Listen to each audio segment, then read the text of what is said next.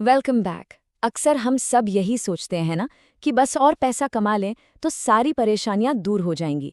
लेकिन क्या हो अगर मैं कहूं कि असली खुशी का राज पैसा कमाने में उतना नहीं है जितना उसे सही तरह से खर्च करने में है। आज हम इसी गहरी बात को समझेंगे मॉर्गन हाउसल की कमाल की किताब the art of spending money के जरिए। तो चलिए इस सफर की शुरुआत ना एक कहानी से करते हैं। एक ऐसी कहानी जो शायद पैसे और खुशी को देखने का हमारा नजरिया हमेशा के लिए बदल दे। जरा सोचिए, एक पेशेंट है जिन्होंने सालों तक चश्मे के पीछे से ही दुनिया देखी थी। फिर उन्होंने लासिक सर्जरी कराई और अचानक सब कुछ बिल्कुल क्रिस्टल क्लियर हो गया। हर पत्ता, हर रंग एकदम साफ। सोचकर देखिए कितना कमाल का एहसास होगा, है ना?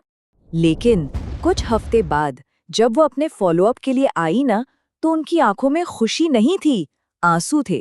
और उन्होंने डॉक्टर से कहा, आपने मेरी जिंदगी बर्बाद कर दी।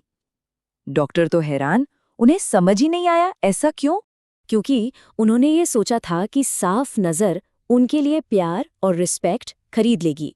उन्हें लगा था कि चश्मा हटने के बाद उनके हस्बैंड उन्हें ज़्यादा प्यार करेंगे, उनके कॉलीग्स उन्हें और इंटेलिजेंट समझेंगे। पर जब ऐसा कुछ भी नहीं हुआ तो वो टूट गईं।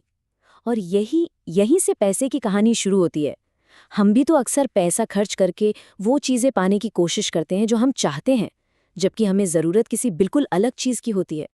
और बस इसी पॉइंट से मॉर्गन हाउसल का एक ब्रिलियंट आइडिया सामने आता है। वो कहते हैं कि पैसा खर्च करना कोई स्प्रेडशीट का फॉर्मूला नहीं है, ये एक आर्ट है, एक कला। एक बार सोचिए इस बारे में। पैसा कमाना एक काइंड ऑफ साइंस जैसा है। इसमें लॉजिक है, फॉर्मूलाज हैं, स्प्रेडशीट्स हैं, इन सब का एक रोल होता है। लेकिन पैसा खर्च करना, वो एक आर्ट है। वो सीधा हमारी फीलिंग्स से, हमारी साइकोलॉजी से, हमारे डर और हमारी उम्मीदों से जुड़ा हुआ है। आप में से शायद कई लोगों ने मॉर्गन हाउसल की पहली किताब द साइकोलॉजी ऑफ मनी पढ़ी होगी। उसने हमें सिखाया कि अमीर कैसे बनते हैं। लेकिन अब इस नई किताब में वो एक और भी गहरा और ज़रूरी सवाल पूछते हैं कि उस अमीरी का इस्तेमाल करके एक सच में खुशहाल जिंदगी कैसे जिएं। हाउसल इसमें अपनी एक पर्सनल कहानी बताते हैं। जब वो कॉलेज में थे तो एक फैंसी होटल में वैले पार्किंग का काम करते थे। वहां एक आदमी ने, गेट दिस, $21,000 की एक आर्मचेयर खरीदी और हाउसल से कहा, जब आपके पास पैसा होता है तो आपको यही करना होता है। मतलब जैसे ये कोई रूल बुक में लिखा हो कि पैसे वालों को महंगी चीजें खरीदनी ही पड़ती हैं। और यहीं पर वो जरूरी सवाल उठता है, क्या उस इंसान ने वो चेयर अपनी सच्ची खुशी के लिए खरीदी थी या सिर्फ दुनिया को दिखाने के लिए? जैसा कि हाउसल खुद कहते हैं, लोगों को ये दिखाने के लिए पैसा खर्च करना कि आपके पास कितना पैसा है, कंगाल होने का सबसे तेज तरीका है। तो फिर हमें अपने पैसे को आखिर देखना कैसे चाहिए? इसके ना दो फंडामेंटल तरीके हैं। सोचिए, ये दो रास्ते हैं जो हमारे सामने हैं। एक रास्ता एक ऐसी जिंदगी की तरफ ले जाता है जो हमने सोच समझकर बनाई है, और दूसरा एक कभी न खत्म होने वाली दौड़ की तरफ। हमारी पूरी फाइनेंशियल लाइफ की क्वालिटी इस एक चुनाव पर डिपेंड करती है। पहला रास्ता है पैसे को एक औजार, एक टूल समझना।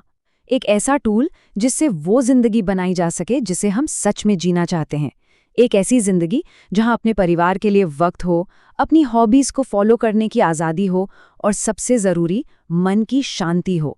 और दूसरा रास्ता वो है पैसे को एक स्टेटस सिंबल समझना, बस एक पैमाना जिसे हम हमेशा खुद को दूसरों से कंपेयर करते रहते हैं। पड़ोसी से बेहतर घर, दोस्त से बेहतर गाड़ी, कॉलीग से बेहतर फोन। ये वही दौड़ है, ऐसी दौड़ जो कभी खत्म ही नहीं होती। तो एक बात तो साफ है, अगर स्टेटस और महंगी चीजें असली खुशी नहीं देती, तो फिर असली खुशी का राज है क्या? यहाँ मॉर्गन हाउसल एक बहुत ही गहरी बात कहते हैं। वो कहते हैं कि पैसा डायरेक्टली खुशी नहीं खरीदता, लेकिन पैसा हमें वो चीजें जरूर खरीद कर दे सकता है जो खुशी लाती हैं। जैसे कि आज़ादी, अपने वक्त को कंट्रोल करने की आज़ादी, और पर्पस, यानी वो काम करने का मौका जिससे हमें सच में फर्क पड़ता है। जब ये दोनों चीजें लाइफ में होती हैं तो खुशी अपने आप आ जाती है। फेमस साइकोलॉजिस्ट कार्ल युंग ने भी खुशी के 5 बहुत जरूरी फैक्टर्स बताए थे। ध्यान से सुनिएगा। पहला, अच्छी फिजिकल एंड मेंटल हेल्थ। दूसरा, अच्छे रिश्ते, फैमिली, फ्रेंड्स। तीसरा, नेचर और आर्ट की खूबसूरती को अप्रिशिएट करना। चौथा, एक आरामदायक जीवन और ऐसा काम जिससे संतोष मिले। और 5वां, एक ऐसी फिलॉसफी या विश्वास जो मुश्किलों में सहारा बने। अब आप गौर कीजिए, इस पूरी लिस्ट में बहुत सारा पैसा कहीं भी नहीं है। तो कार्ल यंग के इन फैक्टर्स से हमें क्या सीखने को मिलता है? ये सारी बातें एक ही आइडिया की तरफ इशारा करती हैं कि एक ऐसी सिंपल लाइफ बनाई जाए जहां पैसा हमारी खुशी का एक जरिया, एक टूल बने, ना कि हम उसके गुलाम बन जाएं। विलियम डॉसन ने एक बहुत खूबसूरत बात लिखी थी, जिंदगी का मकसद सिर्फ रोजी रोटी कमाना यानी मेकिंग अ लिविंग नहीं है, बल्कि जिंदगी बनाना यानी मेकिंग अ लाइफ है। सिर्फ गुजारा करना और एक पूरी जिंदगी जीना, इन दोनों में जमीन आसमान का फर्क है, जिसे हम अक्सर भूल जाते हैं। सोचिए, बेंजामिन फ्रैंकलिन ने सदियों पहले इस बात को समझ लिया था। उन्होंने कहा था, कई लोग सोचते हैं कि वो खुशी खरीद रहे हैं, जबकि असल में वो खुद को उसका गुलाम बना रहे होते हैं। हमारा नया फोन, हमारी बड़ी गाड़ी, हमारा बड़ा घर, कभी सोचा है कि क्या हम इनके मालिक हैं या ये चीजें हमारी मालिक बन गई हैं? तो इस पूरी चर्चा के अंत में बस एक सवाल है हम सबके लिए। थोड़ा रुक कर, थोड़ा ठहर कर सोचिए कि हमारा पैसा हमारे लिए काम कर रहा है या हम उसके लिए काम कर रहे हैं। अगर फाइनेंशियल विजडम के इस सफ़र पर आप हमारे साथ आगे भी चलना चाहते हैं तो इस चैनल को लाइक, शेयर और सब्सक्राइब ज़रूर करें। हमारी यही कामना है कि आप सभी को अपनी फाइनेंशियल लाइफ में विजडम, क्लैरिटी और ग्रोथ नसीब हो। बहुत बहुत धन्यवाद।